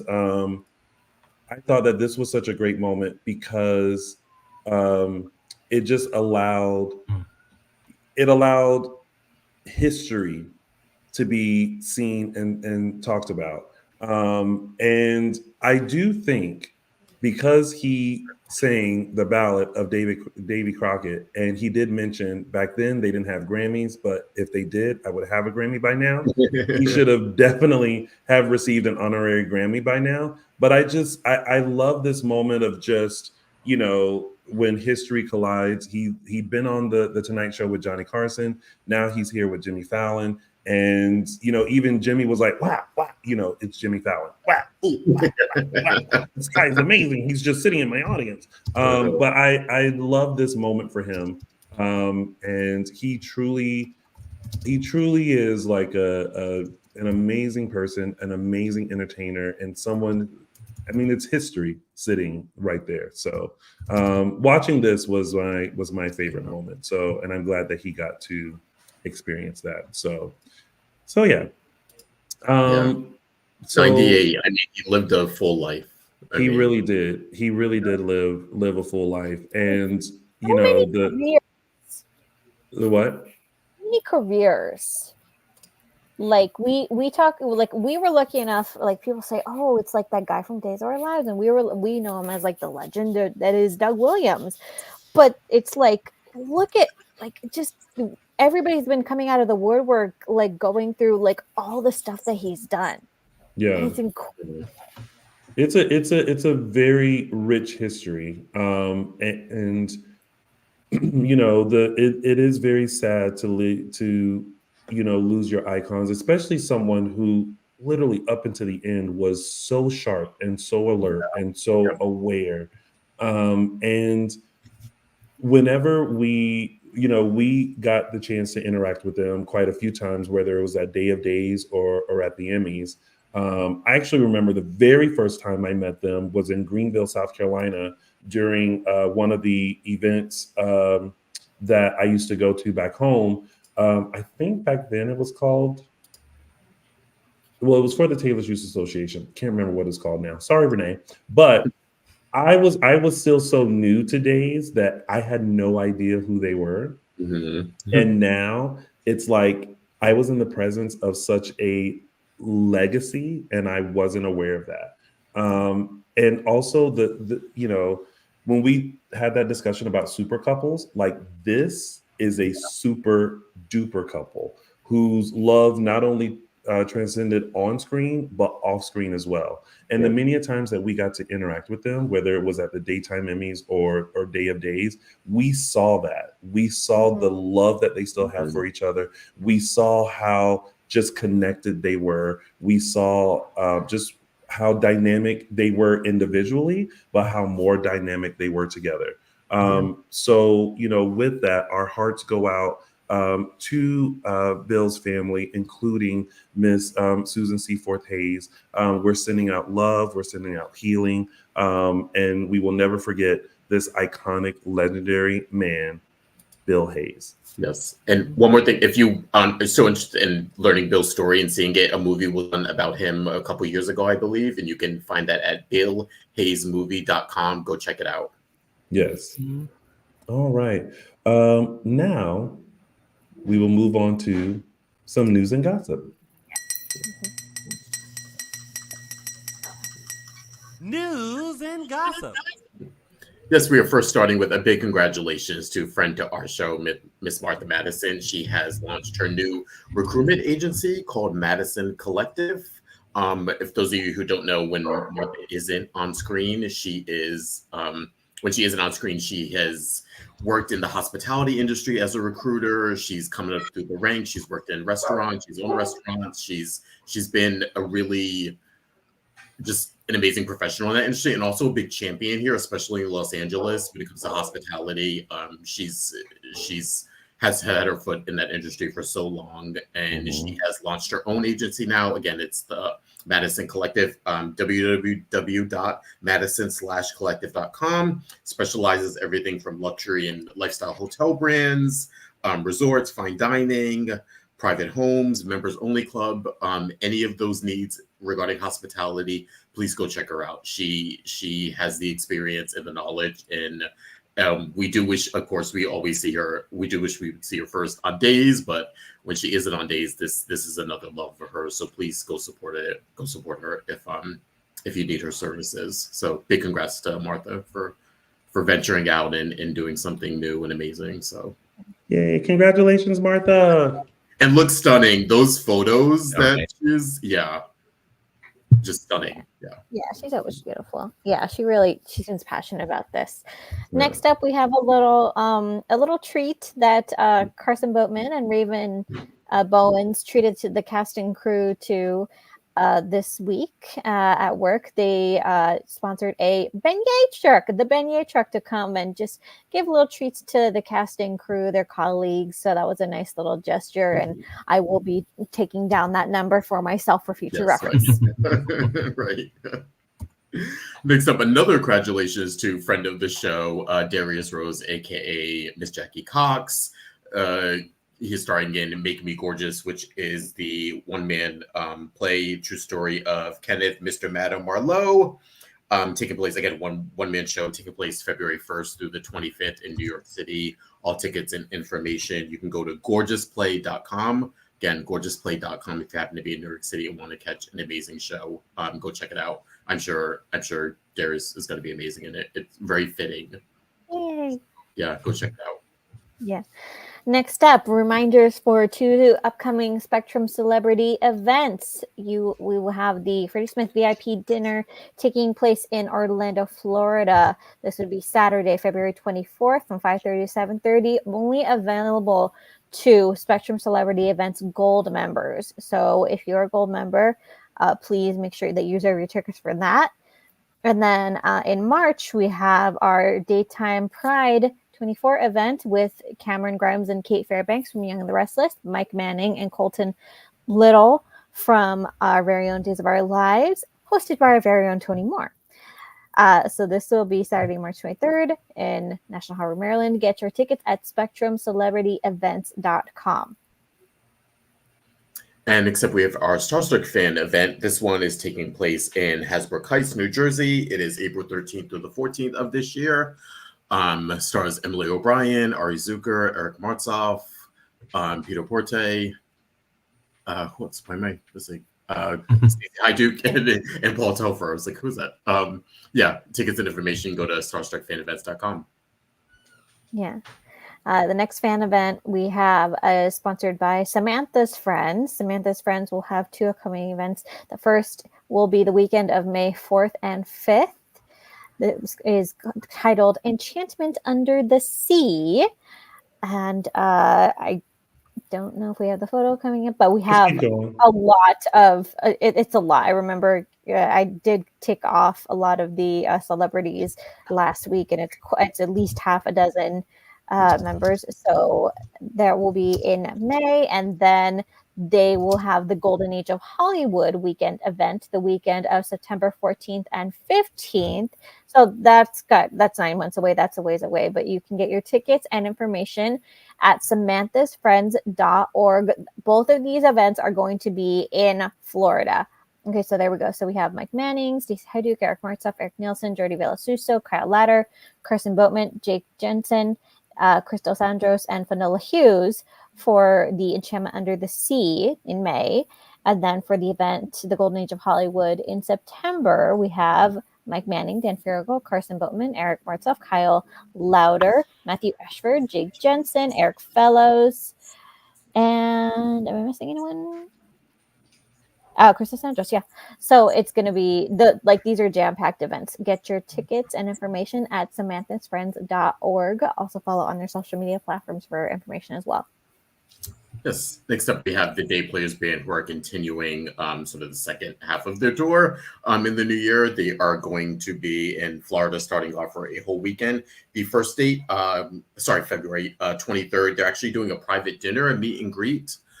So for those of you who may not be able to make the concert, or if tickets are sold out and can't make those dates, you can actually participate in the private dinner / meet and greet. And then February 24th, they're in Danny, Florida. February 25th, they're in Orlando.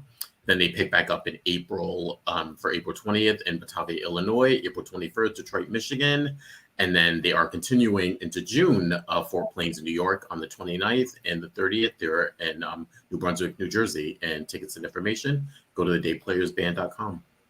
Yes. And then last up, if you really want to spring for a fun time, there is a special Hottest Stars of Daytime cruise coming up.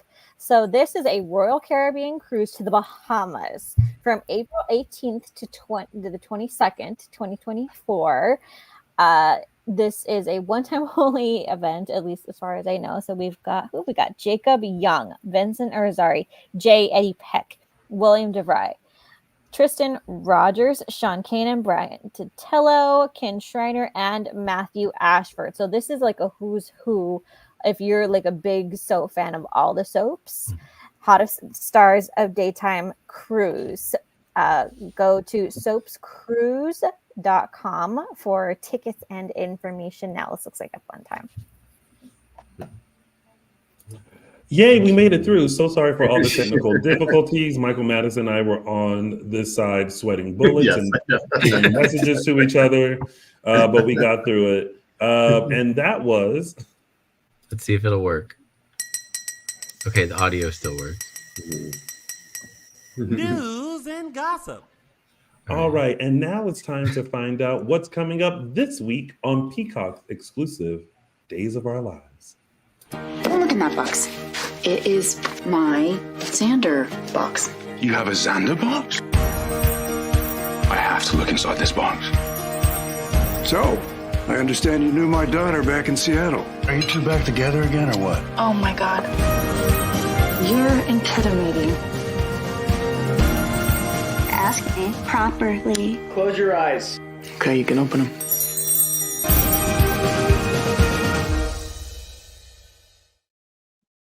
Oh. What did Sloan say? You intimidate me. Or she was slurring, but she was actually she said, you intimidate me. She said I thought that's what she said. I wasn't sure. Intimidating. That's what she said. Intimidating. Those dinners are about to be interesting. And guess what? I want housewives level dinner. Do we want to talk about the husband? Let's talk about the husband. Don't talk about receipts, timeline, screenshots, everything. And then beast. Yeah, beast. Beast. How dare you? Dare you? Oh, God. Well, we will be here to cover all the drama and shenanigans of Salem this week. So tune in next Sunday. But before we head out, Michael Mattis, tell the kind folks where they can find all things about you. You can find me on Instagram and Twitter. It's mostly about Bimby, but you know. Well, sometimes you post like some of your red carpet stuff that you do outside of here. So tune in to Michael Mattis. He does things. I do things. You do things. You do things. Justin Lee Hareld, where can they find you? Find me on Instagram at Justin Lee Hareld. And Araceli Aviles, where can they find you? You could find me and my cat baby on Instagram and Twitter at Tia323 Araceli. He or she? She. Did she bring you a gift yesterday? Oh, yes, she did. I was so She pregnant? No. No. When a cat brings you a gift, it's usually a dead animal. Oh, yes. That is their way of being like, I love you, human. Here's a gift. I killed this rodent for you. Yes, a decapitated one. Yeah. Oh, wow. I'm so glad I'm allergic. Well, you can find me and just me at Lounging with Tony on all social media platforms. And of course, make sure you follow us on all social media platforms. Dishin Days Show on Facebook, Dishin Days on Instagram, X, and Threads. Thank you guys so much for coming on and sitting through our little show. Shout out to Mama Aviles, who is celebrating her birthday Happy birthday. yesterday. And thank you, Mama Moore, for wishing everyone a blessed week and be safe. And on that note, we will see you next Sunday for another full dish of this coming week's episodes of Peacock's exclusive #1 award-winning hit soap opera, Days of Our Lives. Have a great day, everyone. Bye.